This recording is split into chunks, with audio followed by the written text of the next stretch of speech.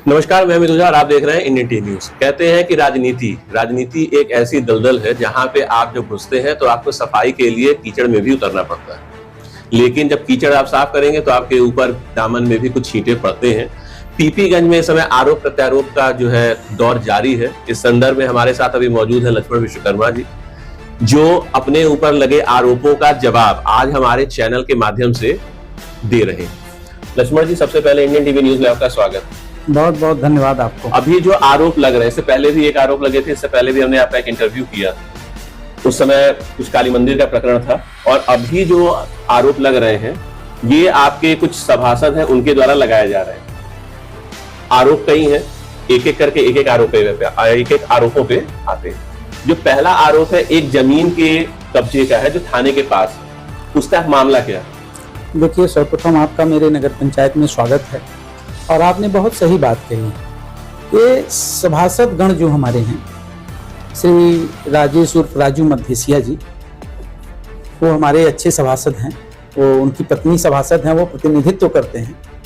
और जो थाने के बगल में जमीन थी, वो हमारे निर्वाचित होने से पहले जो पूर्व चेयरमैन थे श्री गंगा प्रसाद जायसवाल, वहाँ पहले भी विवाद हुआ था, उसको कुछ लोग कब्जा करना चाह रहे थे, लेकिन श्री गंगा प्रसाद जायसवाल ने उसको सरकारी पैसे से उसकी बाउंड्री वाल कराई।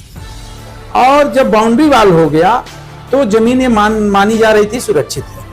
कुछ माह पूर्व कुछ लोगों द्वारा वहाँ वो मिट्टी, चूंकि सार्वजनिक जमीन थी, उस पे शासन में कार्य प्रस्तावित थे, तो उसमें गड्ढा था। उस गड्ढे को रात को किसी ने 10 टाली मिट्टी गिराई और हमको सुबह सूचना मिली, तो मैं स्वयं गया, देखा कि हाँ मिट्टी गिरी हुई है। और फिर मैंने ईओ से कहा कि आप जांच करिए कि ये सरकारी स्थान पर मिट्टी कौन गिरा रहा है, क्या कोई सरकारी जमीन पे दान दे रहा है मिट्टी, या उसकी योजना कुछ और है। तो ये पता किया गया तो उसमें ये मामला सामने आया कि हमारे कुछ 1-2 सभासदों द्वारा एक रचना रची गई है उस जमीन को कब्जा करने के लिए। और जब ये जान गए कि मिट्टी गिर रही है, इसमें चेयरमैन साहब अवरोध उत्पन्न कर रहे हैं, हमने कहा कि नहीं, किसी की मिट्टी नहीं गिरेगी। और फिर ये लोग आए, श्री राजू मधेसिया जी का प्रस्ताव आया, चेयरमैन साहब, उसके बगल में मेरी जमीन थी और मेरी जमीन, ये भी जमीन मेरी है। हमने कहा कि आपकी अगर जमीन है आप उसका सीमांकन करा लें, सरकारी जमीन कहीं चली नहीं जाएगी, आप सीमांकन करा लें, धारा 24 करा लें, अगर आपको आपका है तो मिलेगा। लेकिन इनकी नियति खराब थी, ये लगे मिट्टी डालने, उसमें 10 टाली एक दिन डाले, 20 टाली एक दिन डाले।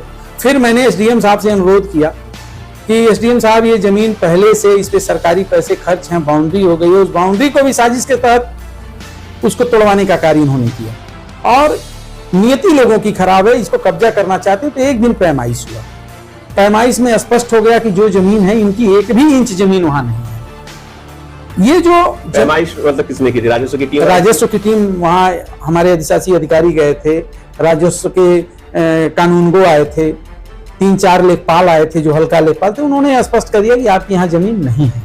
उसके बाद फिर हमारे ऊपर दबाव बनने लगा कि नहीं, आप जमीन, हमने कहा कि ये भारतीय जनता पार्टी की सरकार है और इस प्रदेश के मुखिया परम पूज्य योगी आदित्यनाथ जी महाराज हैं और इस विधानसभा के मुखिया माननीय फतेह बहादुर सिंह जी हैं।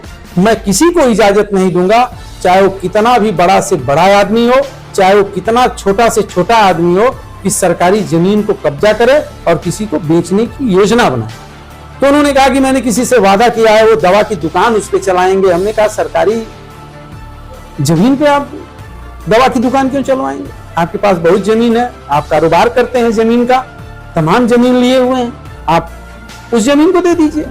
दूसरा प्रकरण आया, एक हमारे ही वार्ड की एक महिला है, दलित है, आप, एक आइकान स्कूल है, उसके बगल में जमीन है, उसका 2 डिसमिल जमीन इन्होंने कब्जा करके बेच दिया और आज भी दर-दर की भटक रही है। अभी कार्यालय में मेरे आई थी, मुझसे कही, चेयरमैन साहब राजू मधेसिया ने मेरी जमीन को कब्जा करके बेच दिया।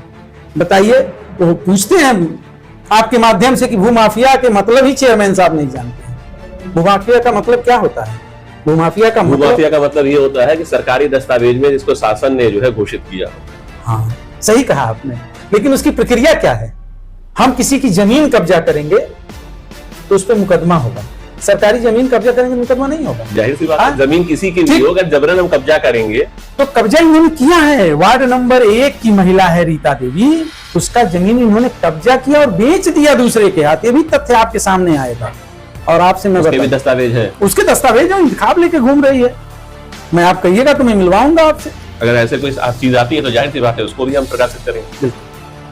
दूसरा जो ये एटीएम जो आरओ लगे हुए हैं जी, इसमें ये है कि जो कोटेशन हमें उपलब्ध कराया गया उसमें कोटेशन में जो प्राइस था वो 1,60,000 रुपए का है। जी जी जी। वहीं जो भुगतान की बात की जा रही है वो लगभग 6,27,000 रुपए के आसपास की जा रही है। इसमें क्या सच्चाई? और ये भी है कि कई जगह के आरओ जो है खराब है। देखिए मैं आपसे 17 आरओ की बात की जा रही है। कितने आरओ लगे हैं? सच्चाई क्या है? जब मैं निर्वाचित हुआ उसके बाद 14 आरओ लगे हुए हैं। 14 आरओ। सर्वप्रथम मैं आपको बता दूं कि बोर्ड का काम और नगर पंचायत अध्यक्ष का 2 काम होता है। एक होता है बोर्ड की बैठक करना और बोर्ड की कार्य योजना बनाना, हमें क्या करना है, और उस कार्य योजना को माननीय जिलाधिकारी को, अपने अधिशासी अधिकारी को दिया जाता है। वाटर एटीएम लगाने का प्रस्ताव तो यही माननीय सभासद गण लोग किए थे कि लगे। प्रस्ताव किसके द्वारा दिया गया था? बोर्ड के द्वारा, मेरे द्वारा और माननीय सभासद के द्वारा। प्रस्ताव इन्हीं के द्वारा होता है। हाँ। जबकि सभासदों का ये कहना है, घनश्याम मौर्य का, हाँ। उन्होंने ऑन द कैमरा ये बोला है कि जो भी कुछ भी प्रस्ताव है या जो कुछ भी है उसके बारे में हम नहीं जानते हैं। जो भी भुगतान वगैरह या जो कुछ भी होता है वो सारा का सारा चेयरमैन के द्वारा ही होता है। पहली चीज आपको बता दूं कि कोई भी सरकारी धन का खर्च स्टैंडर्ड ऑफ पॉलिसी है राज्य सरकार की। ये राज्य सरकार तय करती है कि जब कार्य होगा तो उसका निरीक्षण कौन करेगा, कार्य के निरीक्षण के बाद उसकी भुगतान कैसे होगी और भुगतान में कौन कौन लोग शामिल होंगे। जब कार्य प्रारंभ होता है तो उसका अनुमोदन जिलाधिकारी देते हैं कि ये काम होना है अथवा नहीं, जनहित में है अथवा नहीं। अगर उनको लगता है कि नहीं, बोर्ड के मेंबरों ने किया और ये काम नहीं होना चाहिए तो कैंसिल भी कर देते। उन्होंने पास किया, पास करने के बाद उसका टेंडर होता है और टेंडर जेम पे होता है। पूरे देश के लोग देखते हैं उस टेंडर। उस टेंडर में ऐसा नहीं है कि आप आए धीरे से कर लिए चले गए। उस टेंडर में जो भागीदार होता है, जो न्यूनतम दर रखता है और जो रेट है वो भारत सरकार के अनुसार राज्य सरकार तय करती है कि इस चीज का सामान का दाम ये है। और उसके बाद जब टेंडर होता है तो उस टेंडर में न बोर्ड होती है न बोर्ड का अध्यक्ष होता है, उसकी एक कमेटी होती है। जब वो टेंडर अवॉर्डेड हो जाता है तो ठेकेदार काम करता है। जब ठेकेदार काम करता है तो उसको जेई उसका निरीक्षण करते हैं, उसका एमबी बनाते हैं। एमबी के बाद फिर वो उस पर एई का दस्तखत होता है। एई के बाद फिर हमारे ईओ करते हैं, फिर वो जिले पे जाता है और तब अनुमति लेकर के उसका भुगतान किया जाता है। इतनी प्रक्रिया है। जब इस संदर्भ में जब हमारी ठेकेदार से बात हुई, इसने लगाया, उसका ये कहना है कि उसका पूरा भुगतान नहीं हुआ है और इसीलिए उसने जो है मेंटेनेंस का काम बीच में छोड़ दिया। देखिए 2 चीजें हैं। जो ठेका लिया 11 जून की हमारी उससे बात है, पूरी मतलब रिकॉर्डेड वर्जन। देखिए वो मुझको भी फोन किया था कि साहब ठेकेदार पैसा नहीं दे रहे हैं। हमने कहा दिलवाएंगे हमारा एक आरओ एटीएम। देखिए 2 चीजें। आपने वार्ड नंबर 11 का नाम लिया। वार्ड नंबर 11 में जब एटीएम लगना हुआ तो श्री घनश्याम, हमने किसी वार्ड का नाम नहीं लिया। आपने कहा है कि श्री घनश्याम मौर्य जी ने बताया। घनश्याम मौर्य ने बताया, लेकिन हमने वार्ड का नाम लिया। हमने नहीं कहा कि किस नहीं चल रहा है। मैं चलने का कारण आपको मैं श्रीमान जी बता दूं। देखिए कोई टेक्निकल चीज जब उसे आप ज्यादा छेड़छाड़ करेंगे, ज्यादा उसको परेशान करेंगे तो ऑटोमेटिक चीजें बंद हो जाती है। 14 आरओ में क्यों 2 ही आरओ नहीं चल रहे हैं, बाकी आरओ कैसे चल रहे हैं? आप शिव मंदिर में वार्ड नंबर 2 में लगा है, जाके देखिए रोज 1000 का पानी बिकता है, 700 से 800 का। वार्ड नंबर 6 में चले जाइए, वहां भी पानी खूब पब्लिक लेती है। आप चले जाइए वार्ड नंबर 14 में, आप चले जाइए वार्ड नंबर 15 में। आप वार्ड नंबर 11 का एटीएम क्यों खराब हो रहा है बार बार, इस पे भी हमें विचार करना चाहिए। हमसे ये बताया गया कि इसकी ताला और चाबी एक बगल की गरीब महिला है, माननीय घनश्याम मौर्य जी ने ये बात मुझसे कही, अपने आत्मा से पूछेंगे तो उनको पता चलेगा। चेयरमैन साहब ये चाबी दे दीजिए, उसका जीविकोपार्जन चलेगा। हमने कहा कि उसको मैं सफाई कर्मी रखूंगा, बहुत अगर वो विधवा होगी या गरीब होगी, लेकिन ये सरकारी पैसा, इसका हिसाब देना पड़ेगा। कल को हमारे अधिशासी अधिकारी कह रहे हैं कि हम किसी को चाबी नहीं दे सकते, कर्मचारी करें। उससे वो नाराज हो गए। अब नाराज हो गए तो रात में कौन उसको तोड़ दिया। जब उसमें सिक्का डाल के पानी निकाला जाता है, उसमें तार डाला जाएगा, क्वाइल डाला जाएगा, इसकी किसकी जिम्मेदारी है? श्री घनश्याम मौर्य जी का बगल में घर है, मुश्किल से 10 फीट पे, वो भी तो जनता ने उनको चुना है, उनके वार्ड का एटीएम है, उनको तो बताना चाहिए। उन्हीं के प्रस्ताव पे लगा हुआ है और वो आरओ तो चौराहे पे लगा। एक सेकंड, प्रस्ताव है वो घनश्याम मौर्य नहीं दिया। एकदम किया, बिना प्रस्ताव का हो ही नहीं सकता। एक काम मैं बिना प्रस्ताव के नहीं कर सकता। कम से कम 11 सभासद और मैं जब कोई प्रस्ताव पास करेंगे तब पैसा खर्च होगा। तो उस प्रस्ताव के समय में घनश्याम मौर्य का भी सिग्नेचर हुआ होगा? एकदम है, रजिस्टर पे है, आप देख सकते हैं, हमारे ईओ से पूछ सकते हैं। देखिए ये हमारे अधिकार क्षेत्र में, अगर आप स्वेच्छा से अगर हमें दिखाते हैं तो, लेकिन हमारे पास किसी चीज को चेक करने का अधिकार हमारे पास नहीं है। आप ईओ से पूछेंगे तो बताएंगे, ये वो जवाब देंगे, एकदम देंगे। मतलब प्रस्ताव उन्होंने दिया था लगाने के लिए? प्रस्ताव 1900 सभासदों ने किया था, एक आदमी की बात मैं नहीं करता हूँ। कहाँ कहाँ लगना है ये निर्णय हम लोग बैठ के कर लेते हैं कि इस वार्ड में, जैसे मान लीजिए उसके बाद जमीन के लिए भी जमीन भी चिन्हित की गई हो। भाई जमीन तो वही बताए ना, वो तो पहले मैंने कहा कि आप मेन चौराहे पे लगवाइए भगवानपुर, वहां पब्लिक आती जाती है, तो कहे कि जहां चेयरमैन साहब लगना है वहां विवाद है, मैं अपने घर पे लगा लेता हूं। हमने कहा भाई लगा लीजिए, आप सभासद हैं तो अपने घर के सामने लगा लिए। अब उसकी चाबी कह रहे हैं फलाने को दे दीजिए, तो मैं वित्तीय अनियमितता क्यों करूंगा? अब उससे वो नाराज हो गए। अब इसके लिए मैं क्या करूं, आप बताइए। जिस चीज में सरकार का पैसा इन्वॉल्व है उससे पैसा ये फ्री में रहता तो बात समझ में आती। अब हम किसी महिला को उनके कहने कैसे दे दें चाबी? हम तो किसी कर्मचारी को देंगे जो हमारे वहां कर्मचारी होगा। अभी जो वार्ड नंबर 1 है, जिस पंचायत भवन के जस्ट पीछे 14 लाख का ये आपके जो गुलाम हैं, और जो यहाँ की जो सीमा भारती हैं, उनका ये है, उन्होंने एक प्रेस वार्ता की थी और प्रेस वार्ता में उन्होंने एक तस्वीर दिखाई थी वार्ड नंबर 1 की, जहाँ पे 14 लाख की लागत से एक इंटरलॉकिंग और नाली का जो निर्माण हुआ था। ठीक है। और वो लगभग इस समय टूट के पूरी जो है खत्म है। लगभग 2 मिनट 17 सेकंड की हमने उसकी एक वीडियो क्लिप भी बनाई थी, और उसमें वास्तविकता यही है कि सड़क जो है पूरी जो है धंस चुकी है। इसके बारे में क्या कहेंगे? देखिए मैं इसके बारे में ये कहूंगा कि मैं उसकी जांच करता हूँ। देखिए हमारी जो भी कार्य है उसमें सिक्योरिटी ली जाती है। अगर उस पर 1 साल के भीतर का कार्य है तो उसको मैं नोटिस देकर के ठेकेदार से ठीक कराऊंगा, जेई को बुलाऊंगा कि क्यों टूटा, उनको कारण बताओ, नोटिस दूंगा। अभी जो ये सारा प्रकरण जो शुरू हुआ है, ये सारा प्रकरण शुरू हुआ लगभग 1 हफ्ते पहले अनिरुद्ध सिंह के एक बयान से, जो वीडियो वायरल हुआ। जी जी जी। और उन्होंने जो है 40% कमीशन का जो है आरोप लगाया था आप पे। जी जी जी। आप और उन्होंने कुछ ऐसे शब्दों के भी इस्तेमाल किए थे कि जो हम अपने चैनल पर नहीं दिखा सकते थे, मजबूरन हमें उसमें जो है बहुत ज्यादा बीप का भी इस्तेमाल करना पड़ा था। और शायद कुछ जगह वो वीडियो जो है कुछ चैनल पे ऐसे भी रूप में चल गए थे जो नहीं चलने चाहिए थे। फिर बाद में उन्होंने एक प्रेस कॉन्फ्रेंस की और उन्होंने फिर ये बताया कि भाई जो कुछ उनसे कहवाया गया वो कोल्ड ड्रिंक में जो है नशे की गोली वगैरह, जो भी उनका बयान था, कि उसके हिसाब से उन्होंने कहा था। तो उसमें कितनी सच्चाई है? देखिए पहले तो मैं बता दूं कि श्री अनिरुद्ध सिंह का वक्तव्य मैंने सुना। उनको किसी जनप्रतिनिधि को गाली नहीं देना चाहिए, उनको सही शब्दों में बात करना चाहिए। जनप्रतिनिधि नहीं, किसी भी व्यक्ति को, किसी को भी जो है ऐसे शब्दों का इस्तेमाल नहीं करना चाहिए। ये तो उनका स्वविवेक है।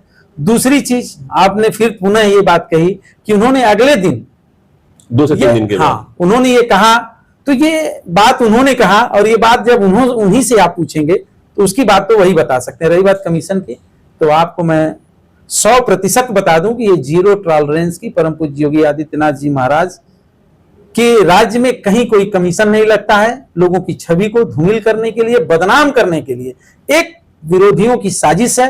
वो साजिश आज से नहीं चल रही है, जिस दिन से निर्वाचित हुआ हूं।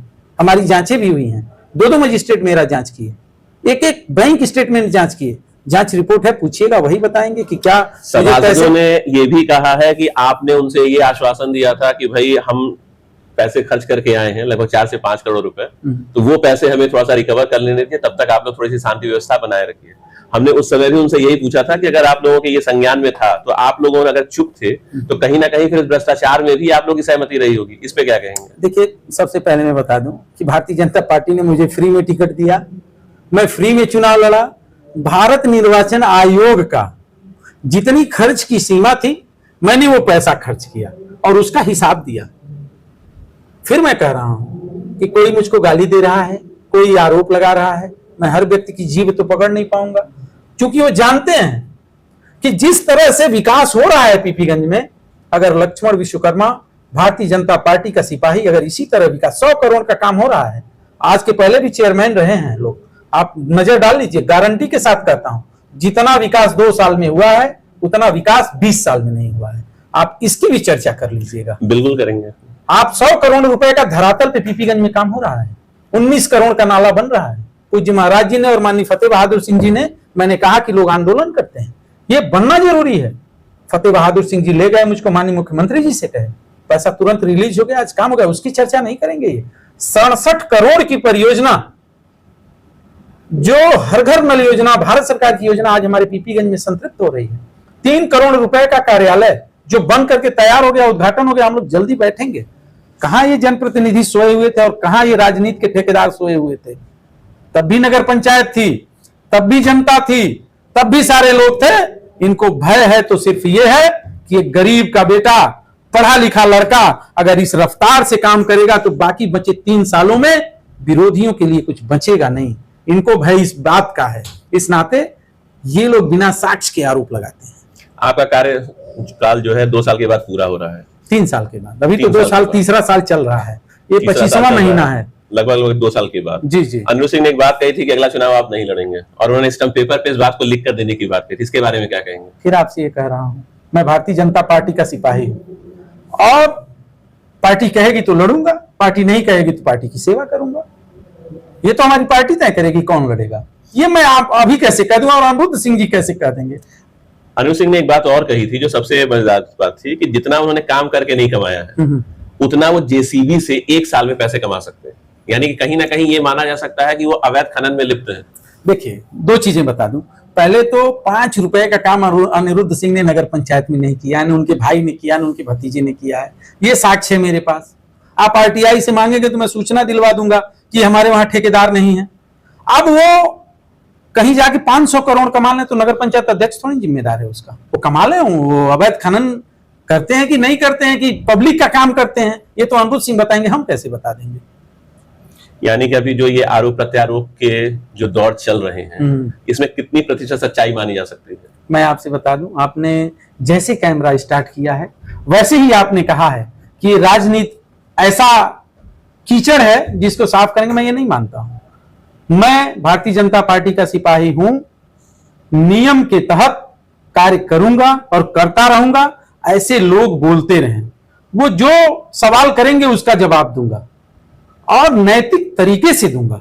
और 1-1 रुपए का खर्च ये सरकारी पैसा है। आपके भ्रष्टाचारी कहने से मैं भ्रष्टाचारी हो जाऊंगा? नहीं, ये हमने किसी को भ्रष्टाचारी नहीं कहा। जो कह रहे हैं श्री राजेश मदेसिया जी, जो अभी तो ये पता चला है कि 2 भाइयों का प्रधानमंत्री आवास आया और उसी में अपना घर बनवा लिए, इसकी भी जांच होगी। एक सभासद मोहम्मद गुलाम जी हैं जो सरकारी जमीन कब्जा करके घर बनवा लिए हैं, उनकी जांच नहीं होगी? उनकी भी जांच होगी। दर्द यही है कि भाई का पैसा लेकर के घर बनवा लिए, वो प्रधानमंत्री आवास दिख नहीं रहा है, उसकी भी जांच कराऊंगा। आप सरकारी जमीन कब्जा किए हैं, घर बनवा के महल बनवा के रह रहे हैं। आवास आया आपके भाई के नाम से, मोहम्मद आजाद हैं, सभासद के लड़के हैं, आवास आया और आज तक आवास नहीं बना। ये पैसा कहां गया? किसके नाम से आया था? मोहम्मद आजाद। मोहम्मद आजाद उनके लड़के हैं श्री हमारे जो लोकप्रिय और अच्छे सभासद हैं मोहम्मद गुलाम जी। अभी उनके लौट के आप भी तो गए थे, आप गए होंगे अभी वार्ड नंबर 12 में, आज जाइएगा। अभी तक तो नहीं, अभी तो आप लगभग तो जाइएगा, वहां मैं गया था। वार्ड नंबर 12 पे गए थे, जहां पब्लिक का ये था कि भाई कुछ प्रधानमंत्री आवास योजना के अंतर्गत कुछ लोगों ने हमसे पैसे मांगे, वहां पे न्यूज कवर करने गए। भाई साहब, मैं गया था सुबह हल्का लेखपाल के साथ। 50 लोगों ने आरोप लगाया कि मोहम्मद गुलाम ने 5,000 से लेकर 20,000 तक लिया है। अगर वो लोग लिख के देंगे कार्रवाई कराऊंगा। और 1-1 आवास कमेटी जो बनी हुई है नगर पंचायत की, एसडीएम की, बिना जांचे नहीं होगा। और ये जो है ऐसा पानी पीता हूं खुदा नहीं जानता है, खुदा भी जानता है कि आप क्या कर रहे हैं उन गरीबों के साथ। जो पैसा आदरणीय मोदी जी भेज रहे हैं, योगी जी भेज रहे हैं, फतेह बहादुर सिंह जी भेज रहे हैं कि एक गरीब को आंख में आंसू ना आने पाए, और आप उससे 20-20 हजार रुपया उसका मंगलसूत्र गिरवी रखवा करके ले रहे हैं। शर्म नहीं आती है आपको? ये जब जांच होगा तो ये सब चीजें सामने आएंगी। हमें जांच का जो है इंतजार रहेगा। बिल्कुल, स्वागत जो है। भी विकास कार्य चल रहे हैं, लगभग 1 महीने का हमारा जो काम है वो पीपीगंज का ही है। पीपीगंज में जो विकास कार्य हो रहे हैं सरकार के द्वारा, वो भी अपने चैनल के माध्यम से दर्शकों के सामने लेकर आएंगे। बिल्कुल, बहुत बहुत स्वागत, अभिनंदन है आपका। और सही चीजों को, सही बातों को कहीं भी रखा जा सकता है और कहीं भी कहा जा सकता है। और आपसे मैं अनुरोध करूंगा कि जितने प्रधानमंत्री आवास योजनाओं में लाभार्थी, आप चलिए मेरे साथ। बिल्कुल चलेंगे। दिखाता हूं जीरो ग्राउंड पर क्या है। बिल्कुल चलेंगे। यही दर्द है माननीय सभासद जी लोगों को कि वो 20-20 हजार वसूलेंगे। इस साक्षात्कार को आगे जारी भी रखेंगे। Thank you. टीवी न्यूज से बात करने के लिए बहुत बहुत धन्यवाद। बहुत बहुत धन्यवाद।